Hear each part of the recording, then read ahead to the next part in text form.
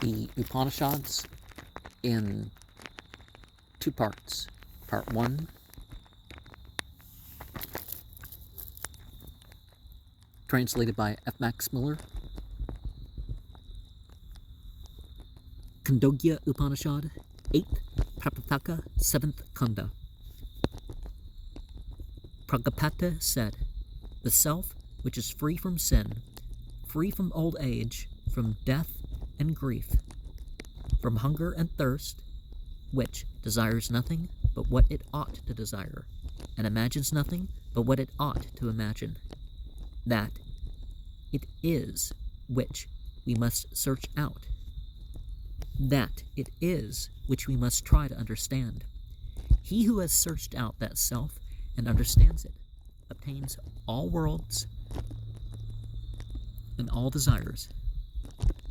The devas, light beings, and the suras, fire beings, both heard these words and said, "Well, let us search for that self, by which, if one has searched it out, all worlds and all desires are obtained."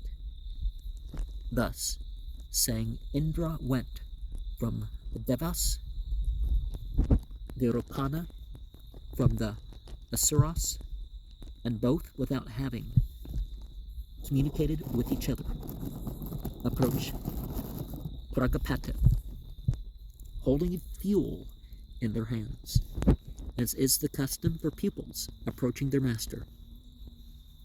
They dwelt there as pupils for 32 years.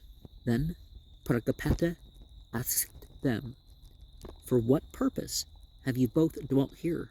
They replied, "A saying of yours is being repeated, viz., the self which is free from sin, free from old age, from death and grief, from hunger and thirst, which desires nothing but what it ought to desire, and imagines nothing but what it ought to imagine, that it is which we must search out, that it is which we must try to understand. He who has searched out that self and understands it obtains all worlds and all desires. Now we both have dwelt here because we wish for that self." Prajapata said to them, "The person that is seen in the eye, that is the self. This is what I have said.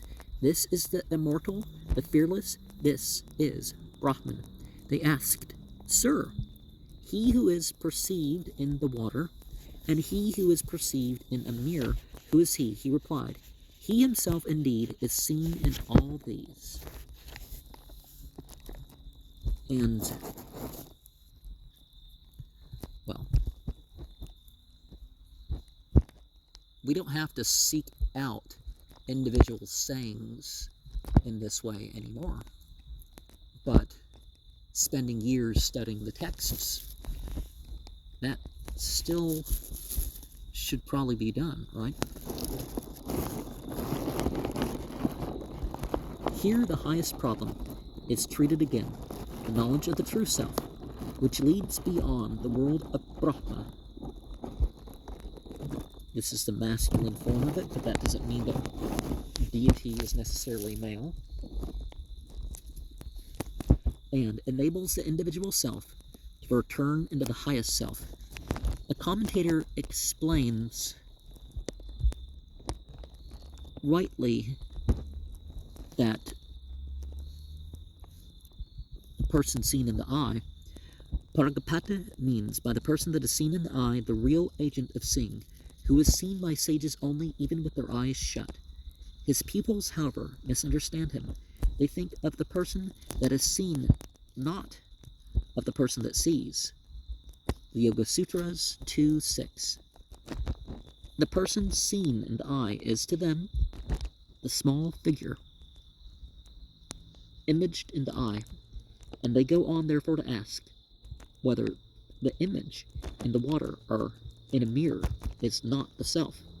The commentators are at great pains to explain that Prajapata told no falsehood.